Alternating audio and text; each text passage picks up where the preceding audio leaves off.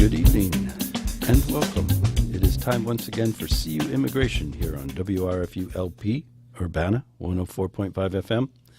I will be your host for this evening. My name is Mr. Garza, and I'm here to let you know that WRFU is an open forum for the Urbana-Champaign community.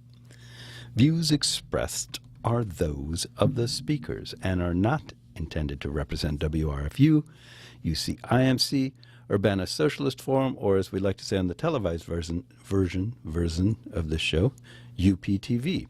These views are our own, and by our in this instance, I mean myself and my guest who is searching for a way in, and I'm going to have to stop for a moment and let her in, so hold on. I'm going to play some more music, and I'll be right back. Yeah, well, there you go. See, that theme music comes in handy once in a while for something other than the start or the end of the show. My guest is in the process of getting situated. So I might mention that this is a post-midterm election show. Sorry about that microphone. It's very awkwardly placed, but if I don't put it there, it doesn't go anywhere. Yes, anyway. Greeting. Greeting. How are you? Oh, we need this in a completely different place. Excuse me. Okay. Well, yeah. Get into a comfortable position. We'll try and figure out. Okay. Yeah. Sort of, and that's like running into things. That's your camera. That's my camera. This is my camera. I've got my own see. camera. Okay. So. You look great. Thank you. I would say the same about you, but I've got my glasses on, so I can't see you. Oh. It's actually one of the interesting things about getting older is, you know, your eyes start Yeah, I am changing. getting older, and my eyes have started changing. Yes. And so I can't read up close. But if I put glasses so that I can read, I can't see far away. So it's this weird trade-off. So that's why you see a lot of people doing this. Yes. All the time for your viewers Yeah. at home. It's this thing. Yeah. And I used to think that was an affectation, like, oh, look at this person being so... Trying to act But really, old. it's not. It's just necessary. It's like, oh, there you are. So, but at times I use this as a technique if I really don't want to look at somebody. I'll put my glasses on and I'll talk to them. Like, it's really good for TV interviews, or if you're speaking to an audience and you're feeling a little uncomfortable, You just go like put your glasses on. It's just disappear like, them. they're all kind of Yeah, blurry, and yeah, you're yeah. like, eh. So anyway, Yeah. No, that's I understand that. neither here nor there. Well, but, it is here. Anyway, would you be so kind as to introduce yourself to the audience? So should I look at you or should I look there? You can look anywhere you want. I'd rather look at you because you're human. Okay. Oh. My name is Susan Parenti. Mm-hmm. I have lived in this town since 1974 Uh-huh.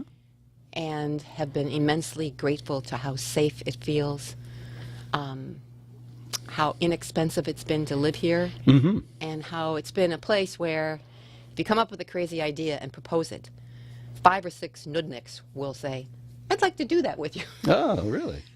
That's interesting. I had been raised in Chicago, also lived in Italy for 2 years to study at the L'Accademia di Santa Cecilia. Oh. Yes, it's the Academy of Saint Cecilia, who's also my patron saint, though I'm no longer religious.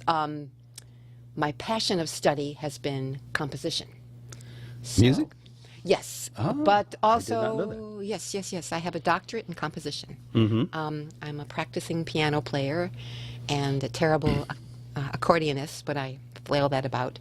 I came here to do my master's and doctorate work in composition, and was lucky, immensely lucky, for once was lucky to meet a group of people, many of whom I still know, who were using composition as a way to think politically, who were thinking that composition is a way to try to bring about that which without you and without your attempt would not happen. So it doesn't necessarily have to be music. You can try to compose your family life. You can compose a government. And so I was lucky to meet this group of people who taught me that if you were talking about what was happening in the real world, that could still be thinking compositionally. And if you were thinking about what did Schubert do or Stockhausen, that could also be a way of thinking about the actual politics of your society. So this big wall between the arts and political action was removed by me being here in this town, and I was really grateful. I resisted for a long time because I had gone into music thinking it would be not logical, not verbal, and I was a person who thought that verbal and logic had led to the Vietnam War. So I wanted to study a field that would take me away as far as possible from war. But coming here, it took me as close as possible to understand that when I'm playing a piece of music, I'm also politically involved. So that was a long... I guess I don't have to You're just read. fascinating. I'm watching you take your glasses on. Well, I'm so used to having to read things, and I realize Oh. I don't actually have to read anything, so I can No. actually look at you and, Yeah, and not that's like, right. wait, what's that say? You know, so Yes. anyway, sorry. To interrupt So that I have run a project, it's run me, called School for Designing a Society you. Uh-huh. since 1991 with a bunch of people. It's basically a school we compose every year.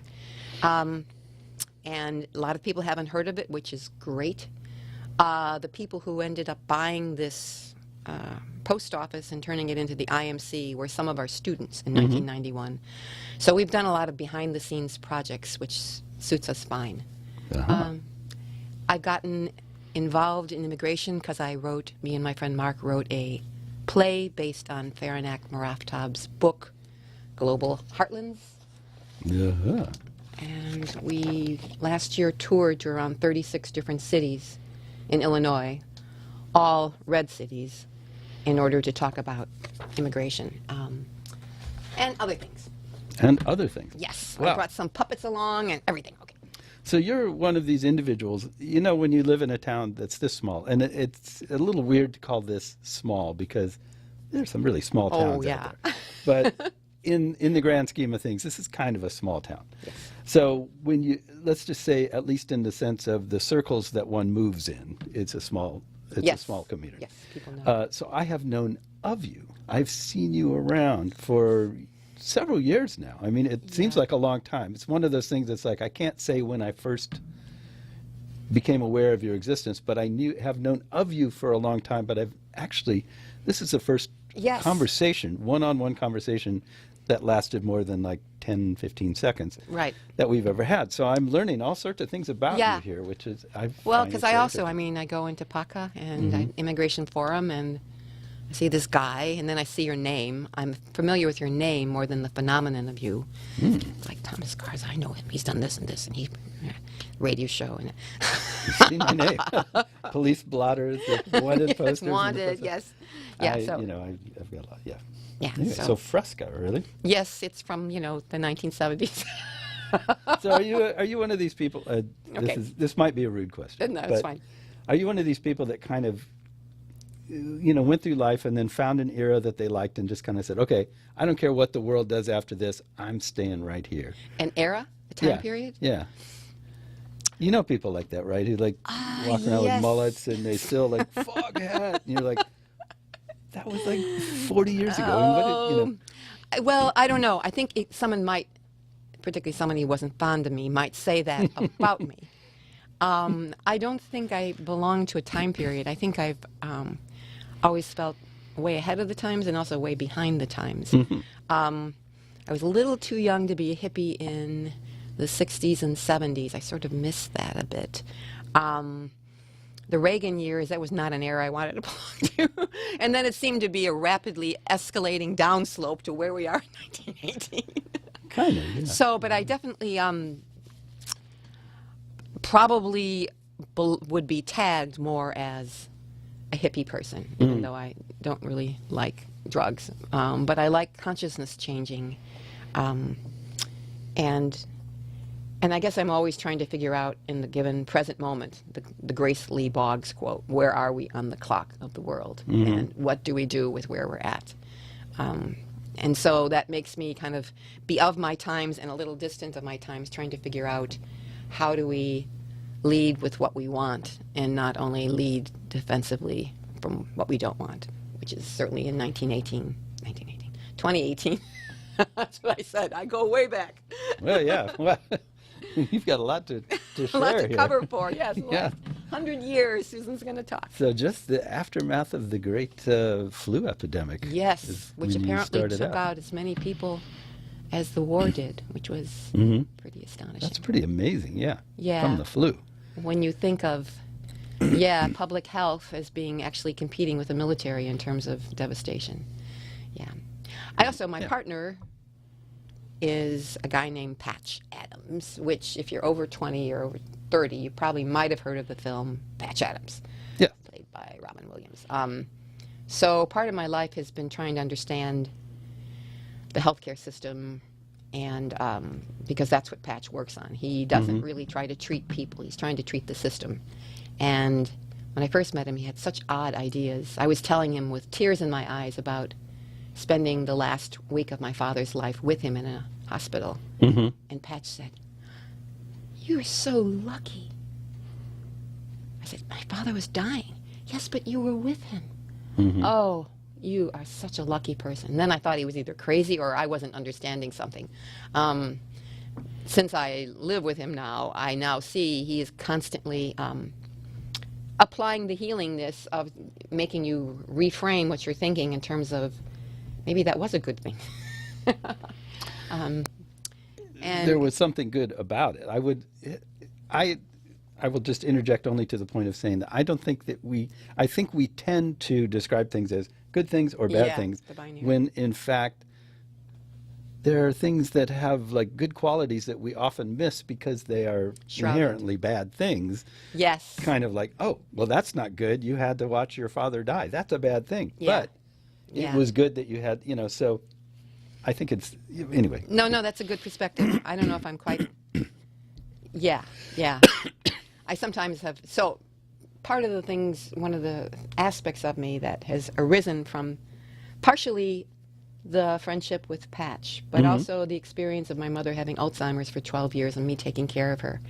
And my first partner being 32 years older than me, and ever since the moment I met him, he had emphysema. Ugh. So we lived through 32 jubilant years, daily beating emphysema until the day when we couldn't beat it, and then his body died.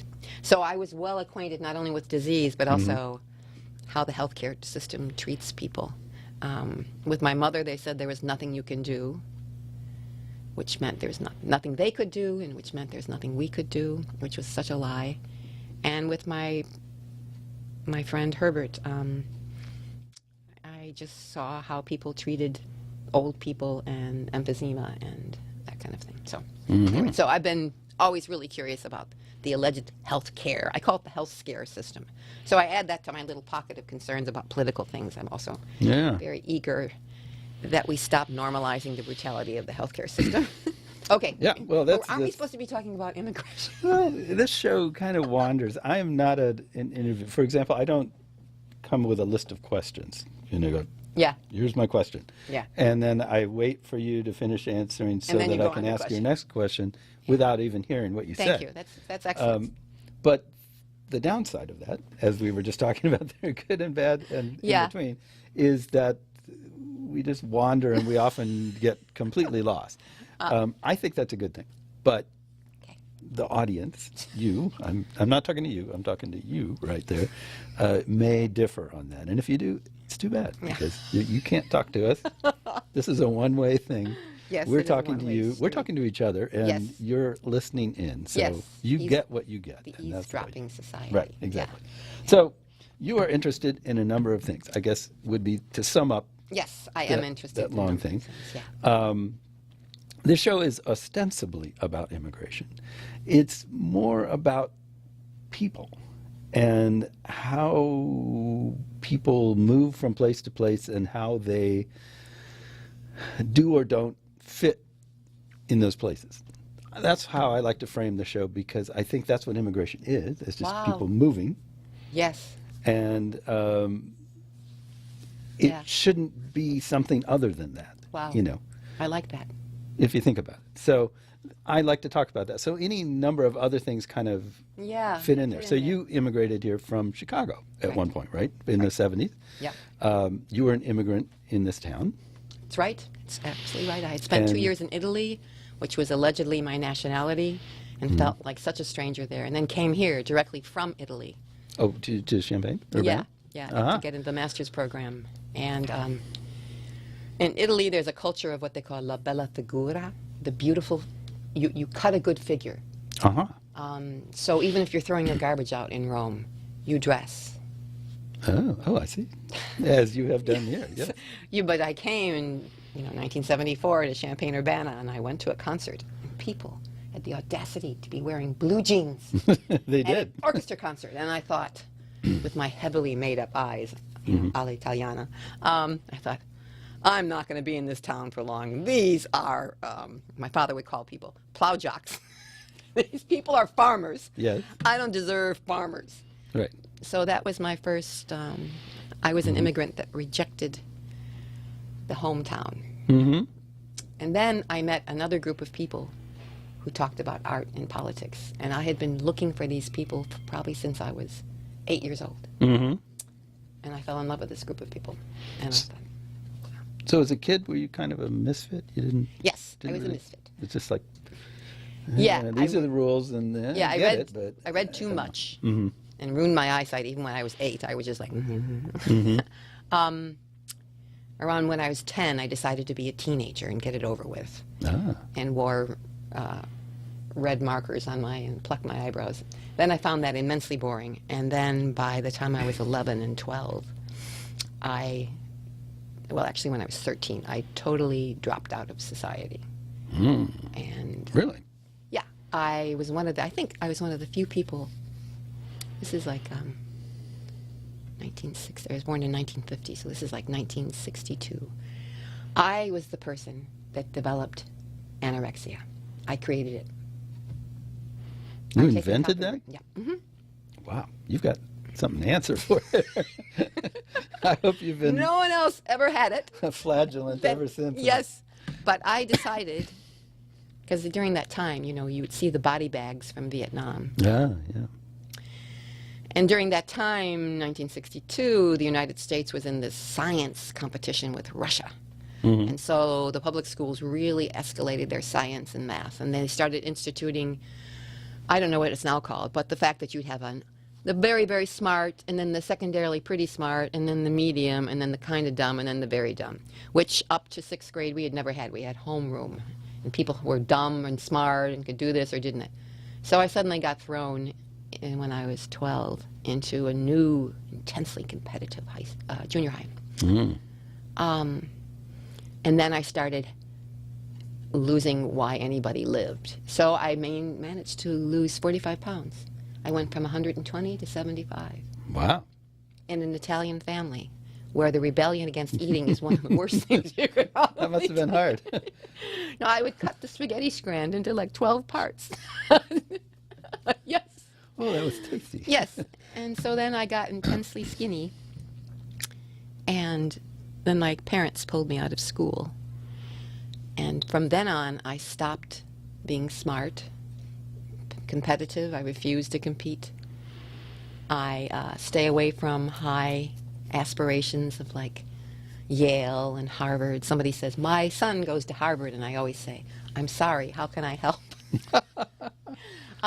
So that was, yeah. So, and I think also, I didn't realize it, and this now sounds very competitive, but I was a thinker. And thus, I was in exile I was also a thinker and a female. Ah, that's not a That's good a combination. terrible combination. No, Big yeah, mistake. but I was white, okay, so I had that going for me. But so that was, then I was put in a girls' school, which was so easy because we'd been doing trigonometry in 8th grade, and this girls' Catholic school barely was doing algebra. And then I decided to become a music composer. So, Uh-huh. yeah, so those were kind of countries I migrated through, but definitely lost the reason why anybody stayed alive very early in life. I would, instead of saying, how do you do, I'd say to my aunts and uncles, why are you living? And my mother would go, stop it! Just stop. She does this. She thinks she's so smart. But I was actually bewildered. And I was young enough, I thought they hadn't wasted much money in me, so maybe I should just cease. So anorexia is a way to kind of die, Yeah. but still be alive. Kind of Just on that shrink. little edge. Yeah, you can shrink away. Yeah. So I'm sorry, everybody that's had anorexia. It served me very well, and somewhere when I was 37, I decided this is ridiculous, and then I stopped not eating. You stopped not eating. Yeah. Okay. And I never went back to not eating again. So you're a good eater now, as they say? I mean, Good. I'm very suspicious of food, and so I, Suspicious of food? yeah, anybody tries to give me a dessert, I look at them like they're a criminal. So I'm like a, There's usually some kind of no, no, no. candy or something around here. But do I get the chance to ask you a few questions? Well, yes, this is a two-way street. Okay, so with you, you came from somewhere else and came here. No, You were born here. born in Champaign. Wow, that's wonderful. Then I left. You can't see this. I'm talking to you, the audience, but we have a guest here. Oh, super. A very silent, quiet guest. Yes. Although you can talk if you want to, but nobody will hear you. So okay. Anyway, no, yeah, I was born here, and then I spent most of my life as a musician. So when I was very young, like early teens, I left and started traveling, and just spent my whole life traveling until I was in my 40s or something like that. And I was just like, you know what, I'm done. I'm Done with the traveling all over the place. I can't do this. So I just came back here. It's a long story. Yeah, okay. But I won't go into that part. But I came back here to resolve some family issues, Yeah. and just ended up sort of, staying. kind of, yeah, it was just like, as you were saying earlier, it's a small town, but Yeah. there's a bit of culture here. There are some Yeah, there's things all these here. pockets. Yeah. And it's cheap to live here, and it's easy to get around. Yes.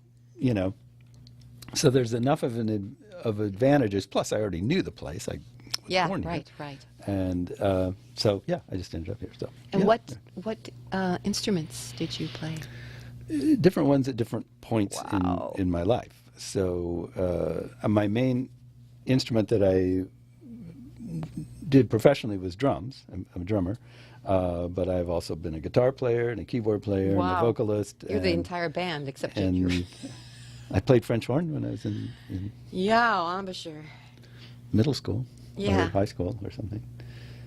And stuff like that. Yeah. So I can relate to what you're saying here.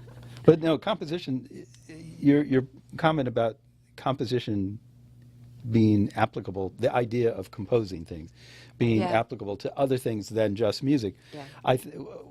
struck a chord, because I tend to think of things that way. I like creativity. I like to create. Yeah. In anything I do, I like to create things. Right. So it's not just like, oh, this has been done. Like when I cook, I don't get a recipe and do that. I go, oh, I have these different things. Wow. I'll see how they'll go together. So I'm always doing that same kind of thing. So I really understood what you were Yes. saying, even though I could imagine someone hearing that and going, But and not really strange. getting it. Yeah. Yeah. It depends on how you think about it. I think if you are a creative person, or if you have the occasion to be creative in your life, then that sort of statement will make a lot of sense. But if you're not, it would be hard to kind of figure out what you mean when you say Yeah. that. For a few years, we called our school for designing a society, School for Composing a Society. Ah. But then people would say, "Well, what's the music?" Everything like, no. We're we're putting things together that then Right. take on a significance that they wouldn't have if they were apart. Right. So then we ended up with the word design, which actually has got a lot of upper class designer clothes. I have to always apologize for that word, but it is the idea that you can concoct by putting together something that hadn't been there before, and possibly it would solve problems that under the first system were unsolvable. So, but yes, that is the, if any era I lived in, I live in the era of composition. So that's what I try to get people to make things all the time. And I like to be part of the group of people that's making things. I find it's not competitive making this. It's bizarre, and you look at somebody's thing and you go, "Huh, man, I never would have did that. That's really cool." Yeah. Yeah. It's delightful.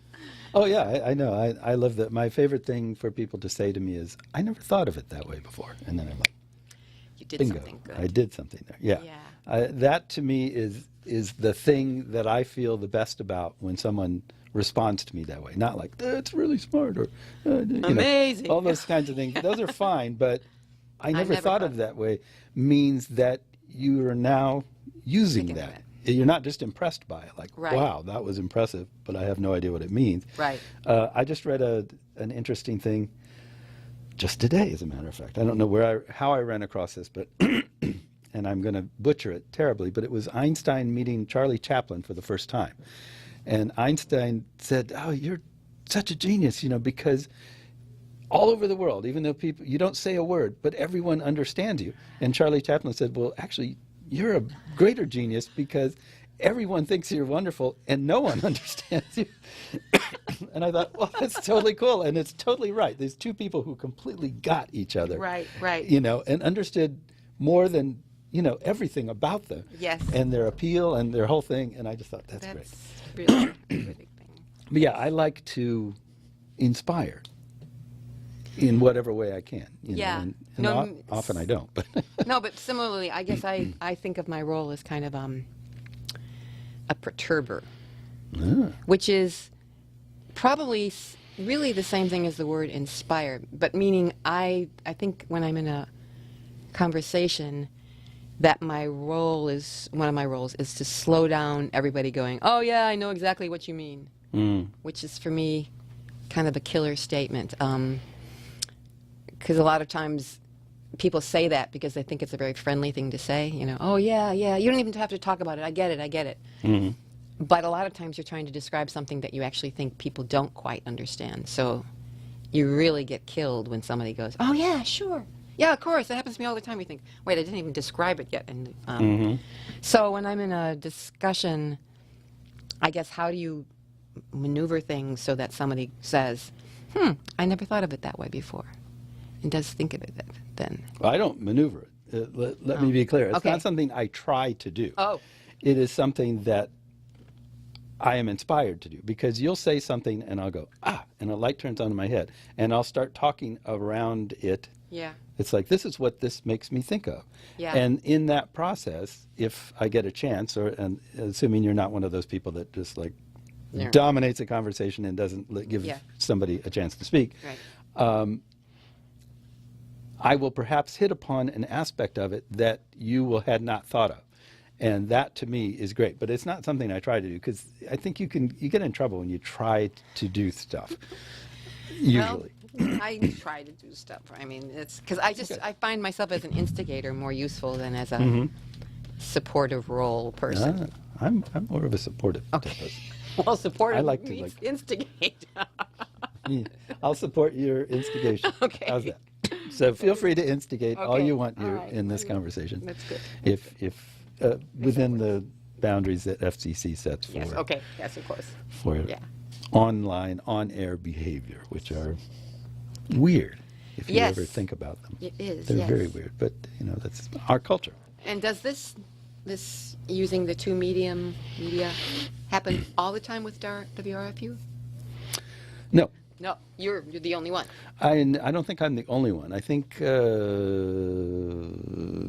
somebody, not another sports show, I think they do it. I think a couple of shows have done it. Okay. I inherited the video aspect of this show from Ricardo, whom you've met. He used to do a TV version of this show at the UPTV studios. Yeah. And I was sitting here doing the radio version of the show, and he was like, I'm sick of doing this. And I'm like, hey, I can just do them both at the same time.